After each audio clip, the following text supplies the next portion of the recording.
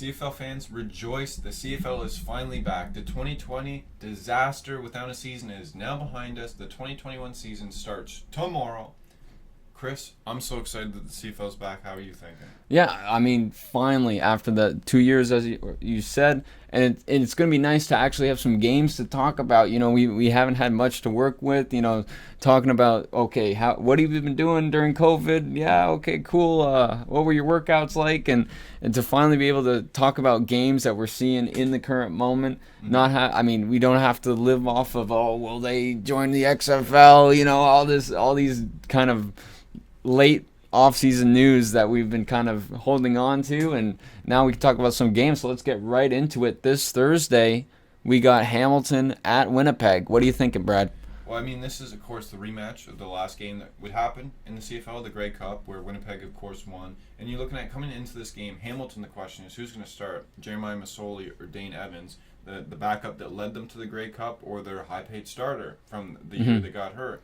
And I think likely it's going to be Masoli that's the starter. We're recording this on Sunday. It hasn't been announced who the starter is, so forgive us if it gets announced before the game when this goes up. I think it'll be Masoli. I think that's the right decision. It's a lot easier to start Masoli and then replace him with Dane Evans if things go south, but this Hamilton team is stacked. I do not see things going south. I think that they will touch into some late season predictions at the end of this video. I think Hamilton starts the season off strong here and gets the win. Yeah, and I think they just have the more all-rounded team when it comes to both sides of the ball, whereas Winnipeg is going to be looking to really get a strong running game and get that offense going, whereas Hamilton has a lot of options to fall. Like, we may not win here, but we can win over here, and then you add in the fact that you have, as you said, two quarterbacks that both of them could be announced as the starter, and it would be okay. That makes, like, we can work that to make sense. So Hamilton's got a lot of good problems to have, you know, and it's going to be very exciting. Yeah, no, I agree. And I mean, Mike O'Shea coached teams in Winnipeg. You can't ever count them out. But I think Hamilton is looking, I mean, they're the favorite to win it all this year for a good reason. What we got next? Now we're moving on. BC Lions taking on the Rough Riders at home. What are you thinking? All right, they're in Saskatchewan there? Yeah. Okay. This game... Or, sorry. Yeah, flip that over. Yeah. No, I mean, this game, I think Michael O'Reilly, he's got to stop calling him Mike. He wants that to honor his mother, which she wanted. She passed away. Rest in peace. I mean, BC, Michael O'Reilly is is a great quarterback, one of the best in the league. BC's an all around, I think, weaker team, and I think Saskatchewan, I think they're going to be the better team here. I mean, Cody Fajardo, he's the favorite to win the most outstanding player of the year. I wouldn't pick him, but I mean, Saskatchewan's going to be a good team. I think people are thinking that they're going to finish around the top. They're at home here. Saskatchewan's going to be bumping the fans. They love the Rough Riders. I'm taking Saskatchewan here. Yeah, I'm gonna say the same things. Saskatchewan.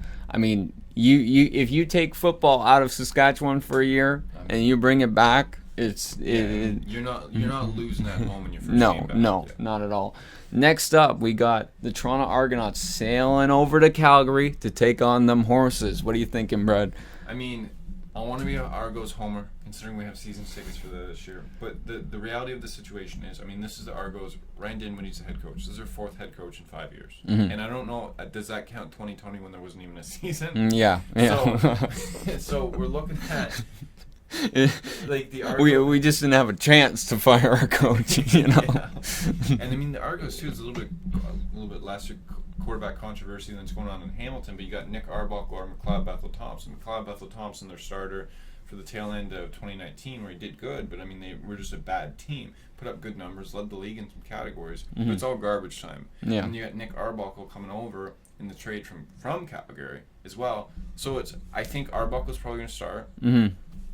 I honestly wouldn't be upset with McLeod Bethel-Thompson. I think that might be the better move to go with McLeod Bethel-Thompson. But I mean, you're going into Calgary. Bo Levi Mitchell coming back. He was hurt. He wasn't healthy to finish 2019. I mean, he's going to have that rest. He's going to be raring to go. Bo Levi Mitchell, too, in my opinion, still the very best QB in the CFL. He outstanding.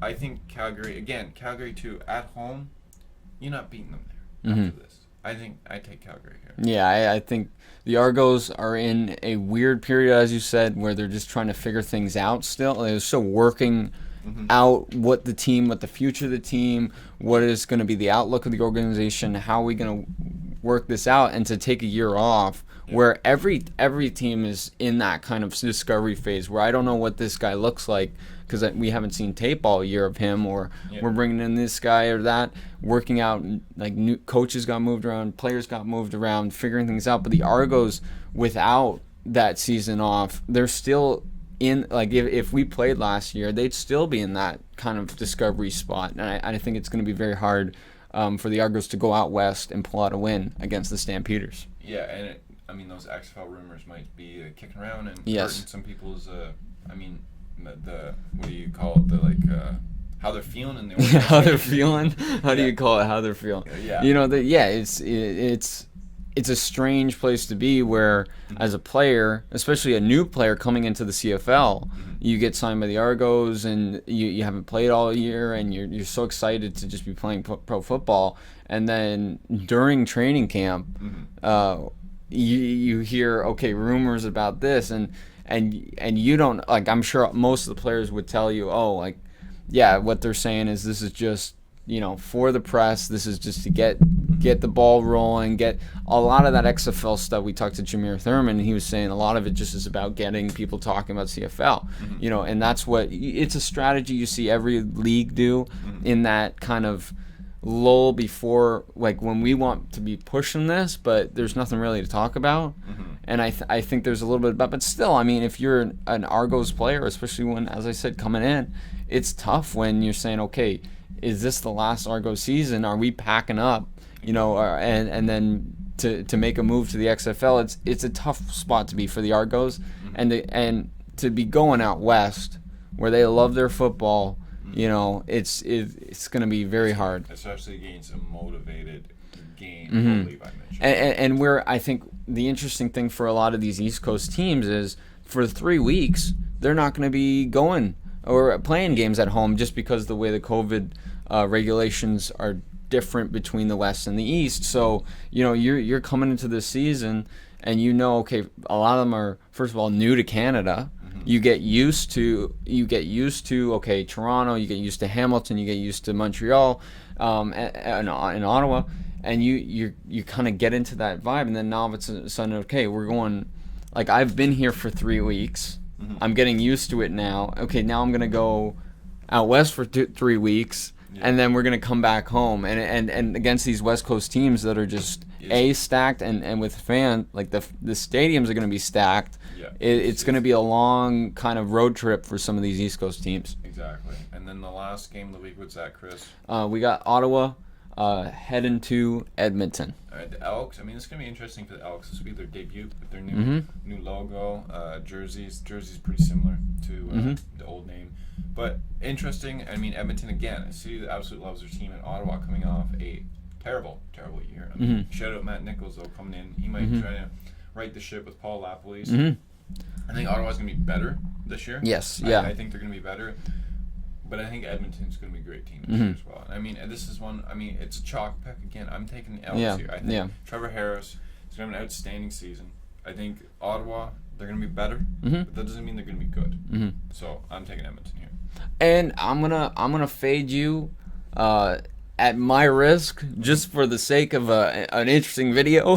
But I'll say, Matt Nichols and the Red Blacks might be a little bit surprising out of the gate. I think the big thing, as you said, Paul Lapalisse. I mean, this is not like Matt Nichols is coming to a new team after the year off, but he's not going into a new system with Paul Lapalisse. And I think that Matt Nichols, being a guy that's been around, has seen just what it's like, and to be taken out of that, like, to be on that Grey Cup team and to be kind of taken out of it, I think there's going to be a hunger we're going to see week 1. Yeah, I don't think the problem's Matt Nichols. I think the problem's everybody else on the team. But I mean, man, that's fair. And I mean, we haven't seen them on the field in so long. That so many things could change. And with the CFL, you can have these rapid changes year to year in your records.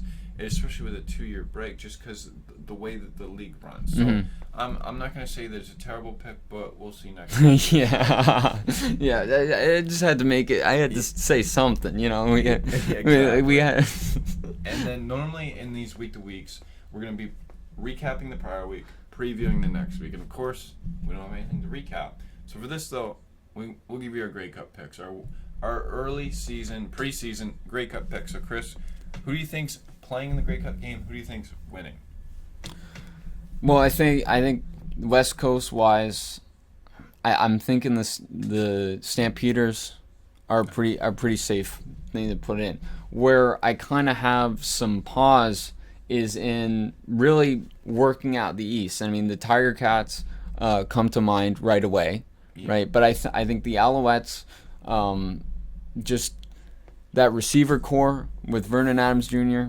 I think they're a sleeper right now. Yeah, I agree. I think I could see Montreal sleeper. So is that who you're putting in the game?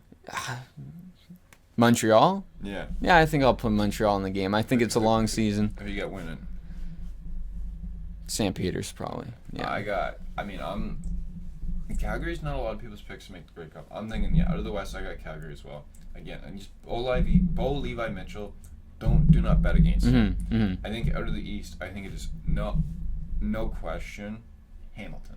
I think they're I think they're gonna run through the East, and they're gonna walk into the Grey Cup at home, and I think we're gonna have a home team win the Grey Cup this year. I think Hamilton wins it. I think they're hungry. We talked to Jaguar Davis. They're hungry after losing in 2019. They want to win it in front of their home fans. Yeah, and at the same time, what I liked about that conversation with Davis was that playing to what Simone Lawrence has been saying, it's just we're not thinking about it too hard. You know, we're thinking about the day in, day out, which makes it when you talk about, to go back to the beginning where we're talking about Ticats Blue Bombers, and Ticats are coming in on the road to start us off. Winnipeg's first time, like having fans in attendance for the first time in how long? Yeah. You know, and also and they're raising the flag against the team they beat. You know, so I think I think it's doesn't make you hungry. And if you're the Tiger Cats, you really got to be seeing this one game at a time. You know, if you're going to be walking in with all those emotions, Hamilton has maintained a lot of players that were there in 2019. So just to be like, oh, this is just a week 1 game, turn off all that noise and go out and start strong. I just can't wait for this week of CFL. And a sleeper here thing for the Tiger Cats, come trade deadline time, you're going to have, if Masoli comes in, plays well, you're going to have Dane Evanson on the bench where he's going to be, if the team has a hurt QB or they're looking to rebuild for the future, you can get some pretty good pieces coming down the stretch for that backup QB spot. So I think they're going to be right ready to go. And, I mean, thank you guys for watching. We're going to be doing this every week. We're coming out with the week before recap, week ahead previews. Me and Chris will be bringing it to you. We got CFL interviews, so make sure to check below or one of these boxes. We'll put it in the top corner or something. It's a very abstract concept for Brad, so he's just somewhere around here. There's something to click. But yeah, please like and subscribe. If you at this point, we're gonna be coming out with a subscribe giveaway coming soon. 250 subs or 350 subs, another giveaway. Check out the cards video for that. You got anything else to say, Chris? No, that's it. Everybody have a great week and enjoy some CFL.